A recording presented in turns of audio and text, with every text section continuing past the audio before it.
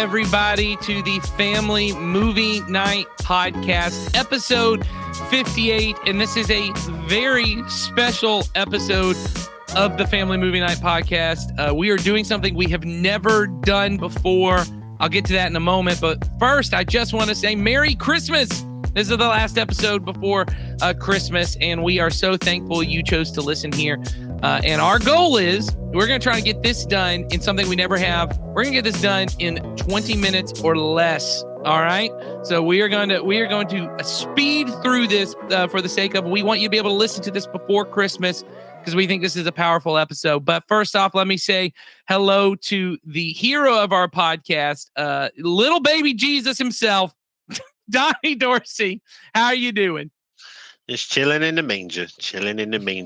Just hanging out. It's a cute baby Jesus. I'll say that. That was a very, very sweet little baby Jesus.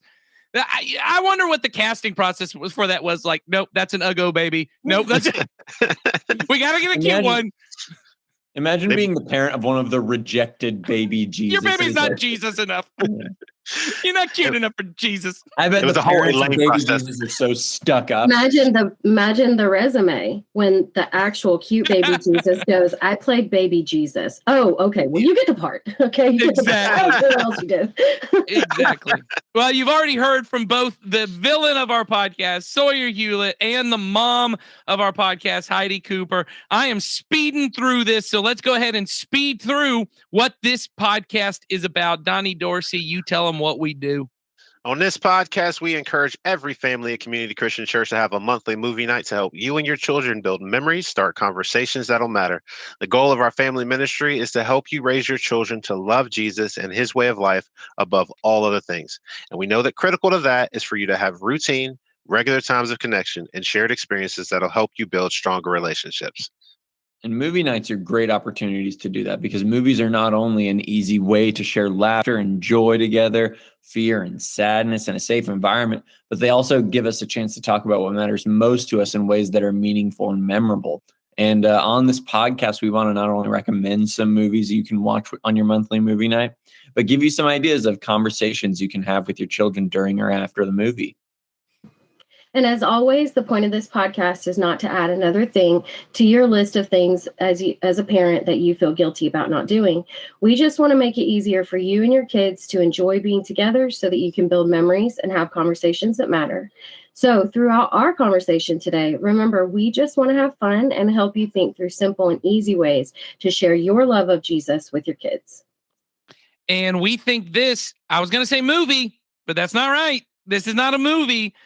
This movie is what I always say at that part. This movie is a great opportunity to do that. We're not talking about a movie, though. We are talking about what best could be described as a holiday special or a TV special. This is the Christmas episode of the streaming series, The Chosen, which is available on Peacock if you have Peacock, but they have a free app that you can download on your phone.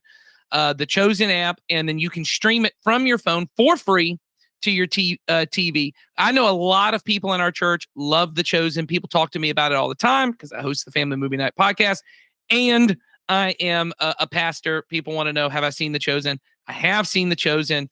We were talking about this off mic, but all of us were joking about normally if it's Christian movie, Christian TV show, all of us are a little averse to it because usually the quality of those things, and I wouldn't even go to the quality. I've seen some really well-produced Christian movies. What I would argue is often they are so preachy in their messaging, and sometimes the messaging isn't very good. I don't even support what the movie is saying about Christianity, that it's very difficult to get behind it. And so, I just want to say that I love The Chosen. Has everyone on here watched The Chosen? Besides this Christmas episode? Yeah. Mm-hmm. Yeah, everyone's saying yes. And so we are all fans of The Chosen. I know both Jason, our teaching pastor, Ed, our other teaching pastor, big fans of The Chosen. So we are all supporting. You should watch The Chosen. I will say, if you're planning on watching as a family, you may want to have older kids, not because obviously anything's inappropriate. Because it's so well scripted and so well thought out and well produced. It is not the word is, it's not exposition heavy. They're not spelling things out for little kids. So like I've watched it with my kids and they enjoy. They're like, oh, that's Jesus. Oh, that's Peter. They're sometimes like running to catch up to what's going on. But I think this Christmas episode's a little different because the story of Christmas and Jesus' birth is so well known. That I think this one is different. And we want to talk about it. So this, for people want to know, this is season 2, episode 9. It's called The Messengers. Once again, you can find it on the Chosen app, on Peacock. Both Peacock and the Chosen app, I think, have the 2-hour special, which has this episode plus a bunch of like music, like Christmas songs. So if you wanted to kind of make a big deal, they released it in theaters. A bunch of Christian artists did covers of Christmas songs. I think there are even some like interviews with Christian artists. So if you're really into all of that, it might be worth your time. But here's what our suggestion is. Our suggestion is, I know our parenting ministry is already challenging families at our church to read the Christmas story as part of your Christmas, whatever, gathering. If you're going to open presents on Christmas morning or whatever, it's part of your Christmas experience. Read the Christmas story with your children. If you don't know, probably the most traditional Christmas story version comes from Luke 2. So that's in Luke chapter 2. You could just read pretty much all of Luke 2 and get the majority of the story. There's a little bit of Mary and the angel in Luke 1, but you can get the majority of what is known as the Christmas story in Luke chapter 2. And what we're suggesting is either before or after you read the Christmas story, take about 30 minutes or watch the whole 2-hour special and watch this, because we think it is a honestly very beautiful way to introduce the reality of the Christmas story to our kids. And obviously with all things surrounding Jesus in media and such, there's liberties taken, creative liberties, right? This is not just someone reading the exact words of the Bible, right? They're kind of, it's an imagining, but I think a very faithful imagining of what it must have been like to not only be in the stable, to be in this kind of barn area when Jesus was born, but also because this movie is just this little special is very creative. You get to see Mary as an older lady at the end of her life, kind of recounting this story.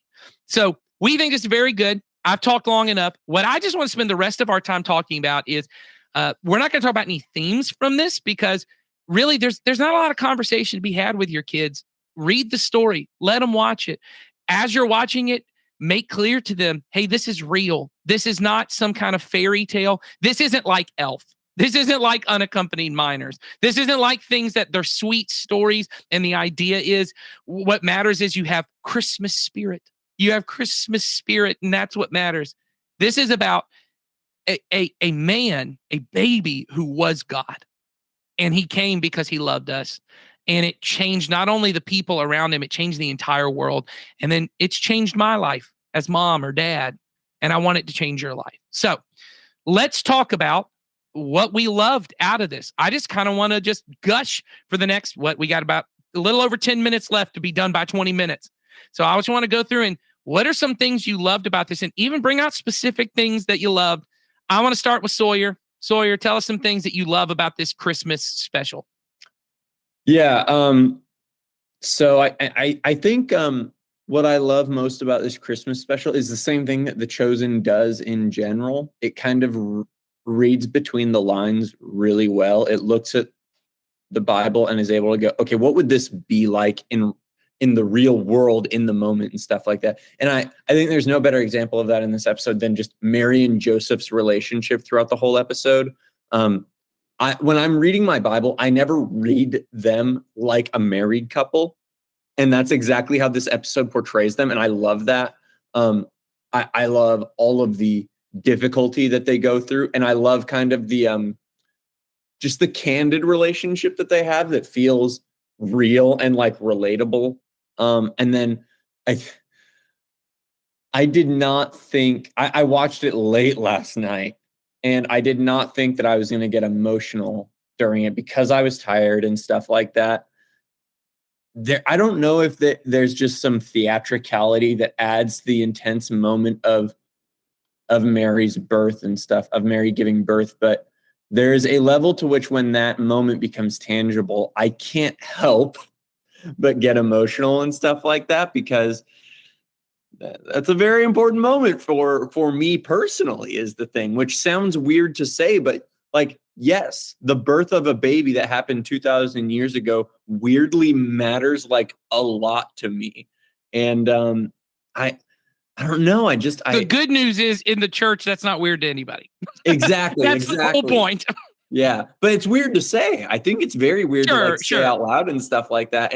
And just like watching it, I was like, I was like kind of just like cynically watching, not like this, not like cynical in that this is dumb, but just like, can this get over? I'm tired. And like, it just takes me in. And there is a level to which it's like, it feels like the Passion of the Christ, I think, does this in moments and stuff like that, where that moment in Jesus's life becomes so tangible. That's how you're going to picture it for the rest of your life. And I think that this episode of The Chosen does that just wonderfully, where like, I don't think I'll ever think of the Christmas. Like when I'm reading the Christmas story, I'm probably going to be picturing this episode of The Chosen as I'm reading it. I think when you talk about the real and relatable, one of the things that stood out to me, this was the first time I'd ever thought about what happened for the next 12 hours after Jesus was born. Because for the first time, I mean, and I think this is the power of movies.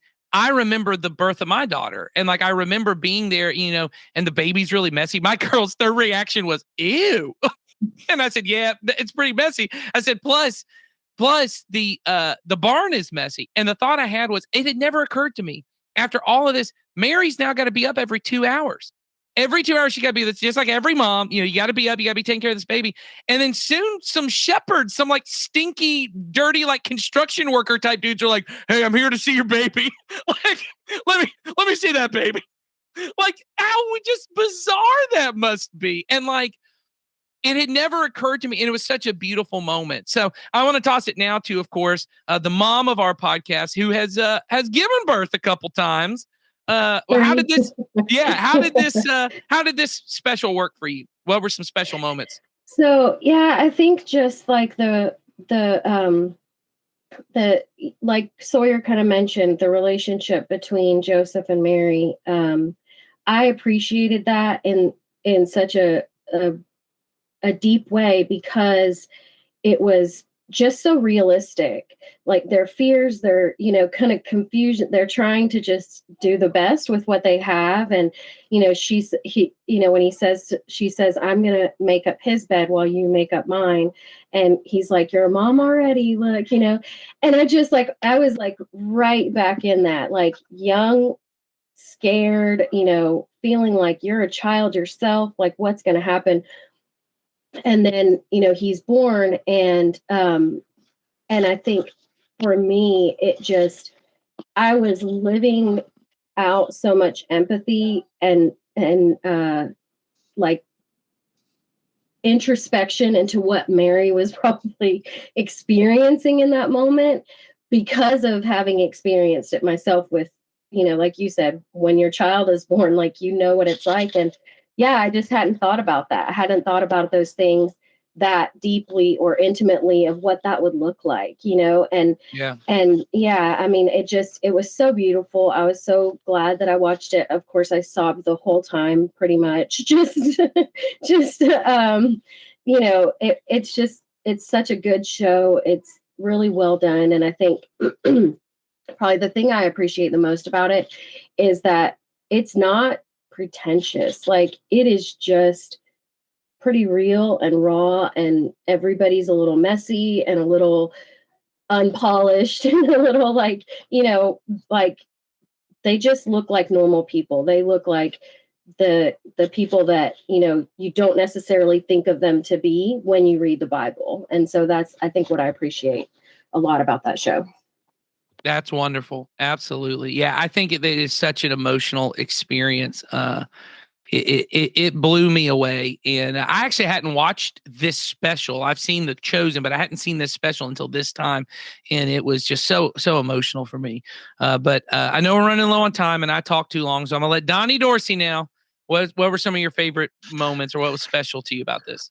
I mean, definitely like kind of like to say the same in the sense of like the relationship. I think that's so critical, like to watch their relationship be so real and so like just it's deep, and it's that way that relationships are.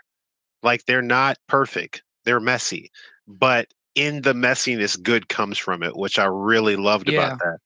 And I also loved watching how Mary, like seeing Mary at different ages, Yes. seeing how she was still praying for a child, like, and seeing Yes. how that transfers. Because as a parent, we don't stop praying for our children. We don't stop worrying about our children. We don't stop caring about our children.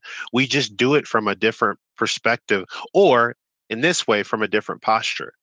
Like at that point, we're praying with them in front of us sometimes and with them Mhm. around us. But at that moment, she was praying where he wasn't in front of her and always Yes. still thinking about them. And I think that that resonated with me really strongly, because I was like, wow, like I wonder how many times I'm sitting here going through some stuff and my parents are like, they just praying for me. Or even like the people around me that are just praying for me constantly. And I think it's a reminder that, you know, it's it's bigger than just the moments that happen.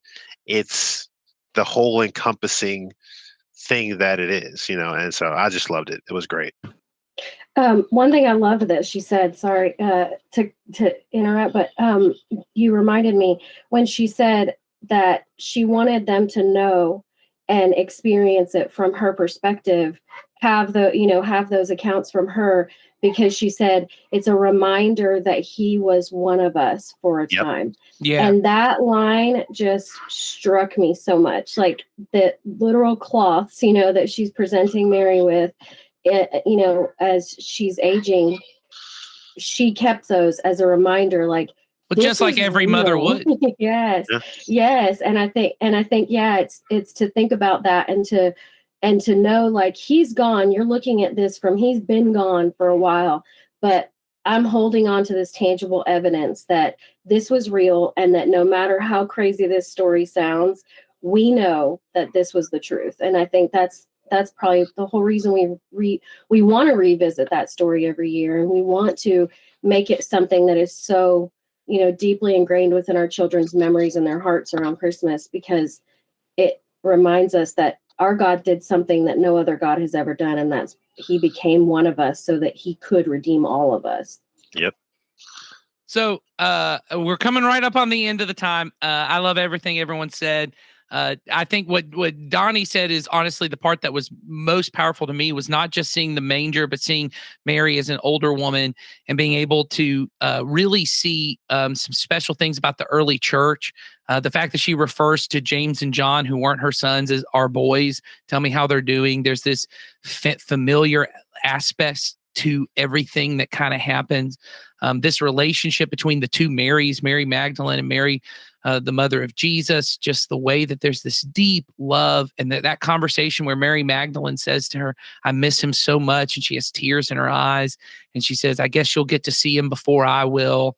And this almost this picture of death where she's not even sad for her that she's going to die. She's jealous of her that she's going to die. It's like, you get to go be with him quicker than I do. And I've got things that are still difficult to do here. Like, it made real those words of Paul where he says, like, for me to live, to live is Christ, but to die is gain. Like, it made those real. Like, it makes sense to me. You would just want to go be with Jesus. And just the love they have for that, the power that's kind of in those moments. There are several things that are just kind of intangible. I love the fact that these people look like people who live in the Middle East, and that there's this diversity even among it. The fact that Joseph had dark brown skin and Mary had light brown skin, and there was all these differences. For my daughters who have brown skin, at one point they said to me, they said, "Oh wow, I didn't ever think about that. I didn't know Jesus had brown skin." And they said, I've only ever seen him, either as they've seen, because they watch Blackish. And so they regularly go, help me, Black Jesus. Because, that's what the grandma on Blackish says. I've seen him with black skin. I've seen him with white skin. And I said, that is the beauty kind of Jesus being everyone, that there are paintings, if you ever watch them, of Jesus with Asian features. There's Jesus with all these different, that everyone kind of takes Jesus and goes, he's one of us. He's one of us. And I said, and part of it is that because people in our country who have had the most power and have been white, you've probably mostly seen Jesus with white skin, but Jesus was a very specific person from a very specific place, and this is what he looked. But it's also okay for every culture to just say, well, this is what Jesus will look like if he was me, because that's the point. That's the point, is that Jesus was one of us.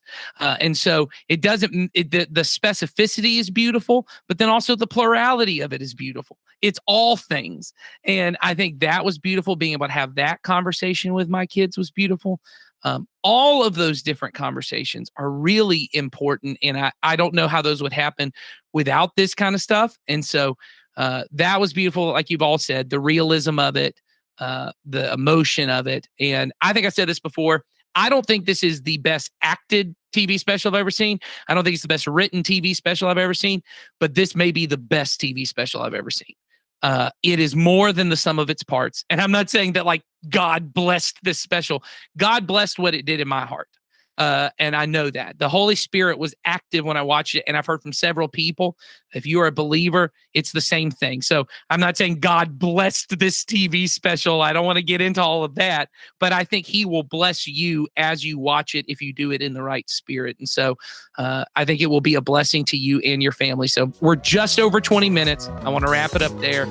Next week, we've got a great movie to kind of wrap up the year, and we will see you guys then. Have a Merry Christmas.